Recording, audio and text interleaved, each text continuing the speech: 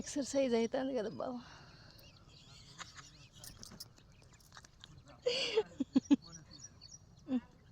సన్నబడతావు బావ, ఏం బాధపడకు బావ. ఒడ్లు పెట్టచ్చు చూడండి. బురద నేను పెడతలేను, నేను చూస్తాను వాళ్ళని. మొత్తం వాళ్ళకి అక్కడ ఉన్నారు. Hi friends, bye friends, bye చెప్పు. ఏదో ఏదో అవుతుందమ్మా.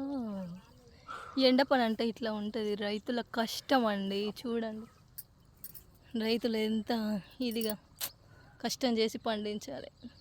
సో ఫ్రెండ్స్, కష్టాన్ని గుర్తించండి. Bye friends.